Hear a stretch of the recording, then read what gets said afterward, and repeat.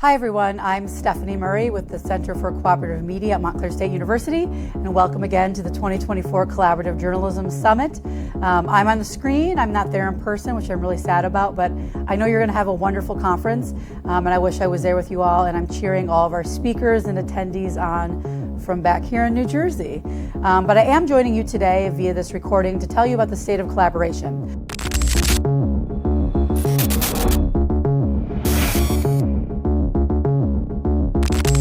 So every year at the Collaborative Journalism Summit, we talk to you about the trends that we see at the Center for Cooperative Media as it relates to journalism collaboration, mostly in the United States.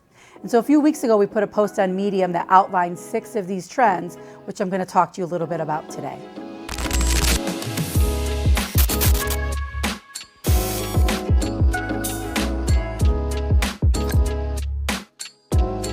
So the first trend is collaboration in journalism being a nationwide focus. So this is something that we've been seeing happen over the last several years and is really being supercharged now. So I'd be remiss in this section if I didn't mention Press Forward. So while Press Forward is not a journalism collaborative per se, it represents a collaboration within journalism. And it's meant to supercharge philanthropic investment in journalism in the United States, beginning with the $500 million commitment that they talked about last year, which is huge. And the work that Press Forward is doing tracks with other national trends that we see in terms of collaboration within journalism. I would love to mention NPR, which has continued to expand its collaborative newsrooms, now which cover most of the United States. They have 10 collaboratives as part of its footprint, from Texas to California to New York, the Gulf Coast, the Midwest, and up to New England. And of course, the local media association has continued to grow its nationwide collaboratives, most notably Word in Black and News is Out. And these kind of really large efforts have helped push partnership in the industry to the center stage.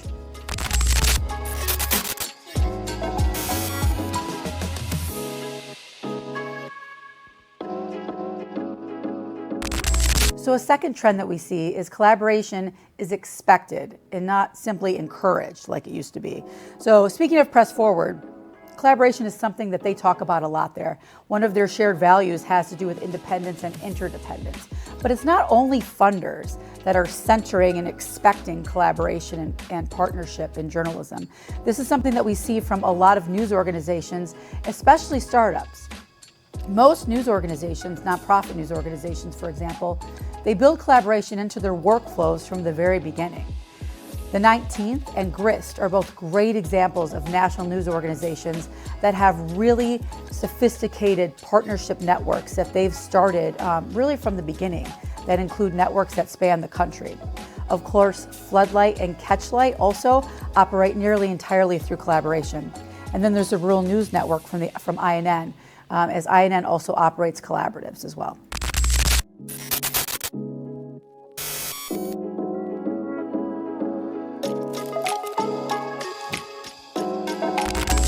Another trend this year that we're seeing that's a continuation of trends we've talked about in the past, but with some great success, is business side collaboration, which is booming. So this is one of the most common questions that people ask us about journalism collaborations. In addition to how to best structure and run them, how can we make money? How can we make them sustainable and help them continue to grow, survive, and thrive? And so many have started to raise revenue and earn money together. One of the most successful organizations at business side collaborations right now is URL Media. So URL Media is building a network of high-performing Black and brown news organizations, and they're going to speak at this year's summit. And they have been wildly successful selling advertising and sponsorships across that network, as well as doing other business side capacity building work for the organizations that they work with. Of course, LMA's Word in Black Collaborative and News is Out, which you'll also hear from at this year's summit, have had some really great success selling advertising, branded content, and doing sponsorships.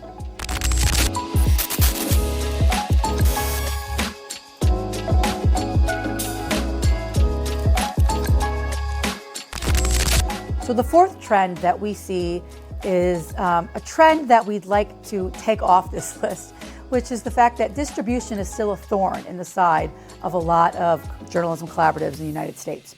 So what I mean by distribution is how to get content produced by members of the collaborative into the hands of all collaborative members and even other news organizations that are adjacent to the collaborative. Everyone handles it differently, and there's been at least a half dozen, if not more, different ways to try to solve this problem over the years. We have the Associated Press's StoryShare, we have Distributed Media Lab, or two current platforms that are used by several collaboratives. Yet this is still an issue, so much so that we have two entire discussions planned for this topic at this year's summit.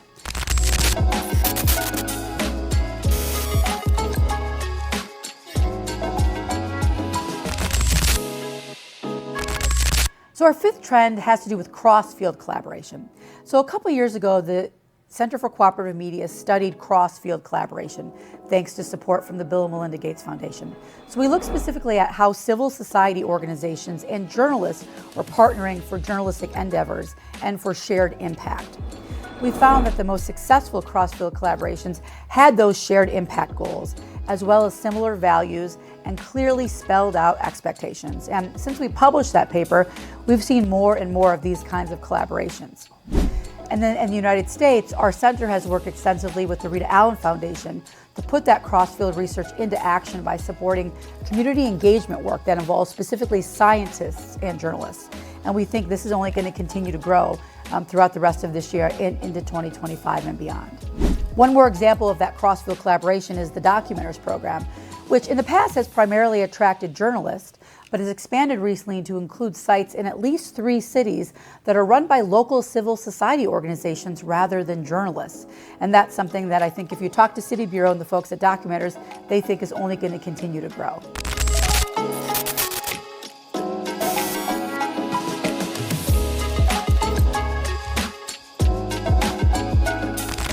So our last trend is that journalism collaborations have become more sophisticated. They are absolutely more science than art today. So the center, we have recently wrapped up research examining the characteristics of permanent journalism collaboratives in the United States. And I can't wait to continue to share findings from that research. But one thing that we saw clearly early on is that the organizations have become highly sophisticated. We've counted nearly 50 standalone or semi-permanent collaboratives in the United States with their own employees, own budgets. Some are 501c3s. One just became a public benefit corporation. That's Word in Black. And they're not just kind of guessing and feeling their way along like it seemed maybe 5 to 7 years ago. Today we have best practices, playbook, impact guidance, really experienced collaboration managers, research, and more to help guide these organizations. And of course, this national conference devoted entirely to the topic. In addition, Heather Bryant, one of our most beloved collaborators when it comes to collaborative journalism in the United States. She was most recently the interim executive director of Tiny News Collective. For the last year, she's been leading deep dives on collaboration policy with a really wide-ranging group of collaboration leaders from across the United States, touching on financial policy, contest policy, values, ethics, agreements, things that go even deeper than some of the research that we have to date have gone. So to wrap up, collaboration in journalism is growing. It's not going away. It's becoming more and more prevalent in how we work. But as I just mentioned, it's becoming much more sophisticated. It's expected, it's ingrained in how journalists in the United States and around the world work. And that's something we think is only going to continue to happen. And as collaboration becomes more sophisticated, as collaboration changes and grows, we will continue to track it at the Center for Cooperative Media. And I invite you to visit collaborativejournalism.org, where we document everything happening in this part of the industry, and sign up for our collaborative journalism newsletter, which goes out twice a month and has all the updates from collaboration and journalism. And I hope everyone has a wonderful time today and tomorrow at the Collaborative Journalism Summit. Thank you so much for traveling and being here and sharing all your insight with each other. We really appreciate it. Hope you have a great time.